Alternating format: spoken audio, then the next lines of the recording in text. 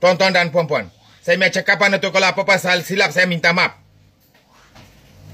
Tolong pulangkan kita punya duit. Assalamualaikum. Malaya,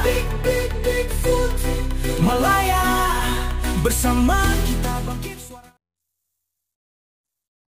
Hari ini kita nak bercakap tentang warga asing yang menceroboh negara ini tanpa dokumen. Tetapi bagaimana pembelian itu boleh berlaku melalui online? Dalam era e-dagang yang serba canggih, satu persoalan logik mula mengganggu. Bagaimana seseorang yang dilaporkan tidak memiliki dokumen pengenalan diri yang sah dan tiada lesen memandu yang diiktiraf, boleh dengan mudah mendaftar akaun dan seterusnya berbelanja untuk barangan berharga tinggi seperti set rem kenderaan secara dalam talian. Ini bukan soal mampu atau tidak mampu membayar, tetapi soal asas integriti transaksi dalam sistem digital kita. Jika dilihat dari sudut logik penggunaan rem kereta adalah alat ganti untuk kenderaan yang sah di jalan raya. Kenderaan yang memerlukan lesen memandu dan pendaftaran. Apabila alat ganti ini dibeli oleh individu secara ilegal, tidak dibenarkan memandu atau memiliki kenderaan, ia menimbulkan persoalan serius tentang tanggungjawab penjual dan platform e-dagang itu sendiri. Konflik utama misteri akaun bank pihak ketiga. Isu logik ini menjadi lebih rumit apabila berlaku masalah. Dalam kes di mana barangan seperti rem tersebut sampai dalam keadaan rosak atau tidak menepati spesifikasi, pembelian berhak menuntut bayaran balik atau refund. Di sinilah kelemahan sistem mula terselah. Untuk mendapatkan refund wang itu sepatutnya dikreditkan kembali ke akaun bank yang sepadan dengan nama pendaftaran akaun Shopee yang asal. Namun, rekod menunjukkan urusan pembayaran balik ini terpaksa diuruskan menggunakan akaun bank atas nama individu yang berlainan. Malah ada yang mendakwa ia milik jiran atau kenalan lain. Secara teknikal, platform e-dagang mempunyai polisi di mana nama akaun bank untuk refund mesti sepadan bagi tujuan keselamatan. Apabila peraturan ini dilanggar atau dipintas, ia adalah isyarat jelas adanya lubang besar dalam proses verifikasi. Implikasi kritikal refund sangkut dan risiko penipuan. Apa akibatnya apabila refund cuba disalurkan melalui akaun bank pihak ketiga? Pertama, ia menyebabkan transaksi sukar dijejaki. Pihak Shopee akan mendapati proses bayaran balik itu tersangkut kerana ketidakselarasan maklumat. Pembeli yang sebenar tidak akan menerima wang mereka dan sistem akan mencatatkan masalah yang mungkin dilihat sebagai kesalahan teknikal. Padahal ia adalah kesalahan logik penggunaan akaun. Kedua, ini membuka pintu lebar kepada risiko penipuan dan pengubahan wang haram. Jika seseorang boleh menggunakan akaun bank orang lain untuk urusan refund dalam barang yang mahal, mereka sebenarnya menggunakan platform e-dagang sebagai alat untuk memindahkan dana secara sama dan tidak dapat disahkan. Logik di mana seseorang boleh membeli rem mahal tetapi kemudian menyalahkan Shopee kerana refund sangkut akibat penggunaan akaun bank orang lain adalah logik yang cacat dan perlu diperbetulkan. Kepala otak pelarian itu sendiri.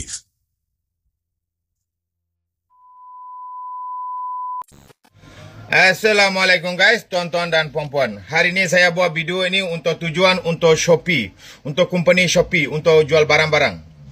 Jadi sekarang saya nak bagi tahu sikit, yang Shopee ni yang mana yang management, yang mana yang kerani untuk urusan untuk mau jual barang. Saya sudah 1 bulan lebih. Saya dah order satu pasang rim RM350 untuk Waisuku. Jadi saya duit dah kirim. Receipt saya dah letak sini. Sudah 1 bulan lebih. Saya punya barang pun tak sampai. Bila saya apply, dia kata apa? Tengah proses. Sampai bila mau proses? Boleh ke you orang buat macam ni? Orang punya duit senang-senang you orang angkat, you orang masuk. Kita kalau apa? Untuk bayar dekat rumah pun tak boleh. You orang mau cash. Okay. Barang yang mana yang mahal, you orang mau cash. Kita bayar dulu. Bila kita duit dah bayar, barang atau dah pecah, barang kita dah pulang kah? Atau barang tak sampai kah? Kita call pun you orang bukan jawab. Kita 1,000 kali kita message, lepas tu dia jawab satu, tengah proses. Sampai bila you orang mau proses? Ini saya cakap dengan ini company untuk Shopee. Untuk Shopee punya urusan untuk kerani. Untuk manager. Sampai 1 bulan lebih, RM350 kita dah bayar. 1 bulan lebih langsung berita mentara apa mentara? You orang kata tengah proses. Bila mau proses? Lagi satu, you orang kalau mau itu duit mau pulang, you orang mesti mau kena mau message. Sebab kadang-kadang ada orang pakai orang yang nombor akun. Semua orang bukan ada nombor akun.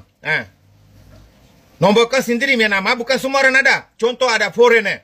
You orang punya customer banyak foreigner pun ada. Bangla, Myanmar, Rohingya, Pakistan, macam-macam Indonesia, macam-macam ada. Jadi semua orang bukan ada akun bank. Kadang-kadang orang punya akun dia pinjam, lepas tu dia transfer. You orang kalau mau masuk duit, you orang mesti tara tanya pun. Masuk orang mi akun. Duit dah masuk ke tak tahu. You orang mentara apply. Bila kita duit ni dah masuk dekat orang lain, kita mentata you orang dah pulang ke tara pulang. Tunggu. Tanya kadang-kadang itu orang, dia pun kata dia pun tak tahu. Kalau dia tanya saya, you dah pinjam saya punya nombor akun. Jadi you kena ni lah. Kalau you bagi receipt, saya baru boleh bagi you punya duit lah. Jadi, kadang-kadang kita pulang barang dah rasa kita dah pulang, atau you orang cakap barang tak ada store, jadi duit tu you orang kena mau pulang balik. Pulang pun you orang masuk akun, kita tak tahu, mesis tara apa tara. Sekarang saya bayar untuk memoto. Rim, RM350, 1 bulan lebih. Shopee langsung tak ada jawab apa pun. Bila tanya, 1,000 kali tanya, dia 1 kali jawab. Dia kata tengah proses. Jadi saya minta tolong. Saya dah bagi receipt ni. Ini nombor akun siapa?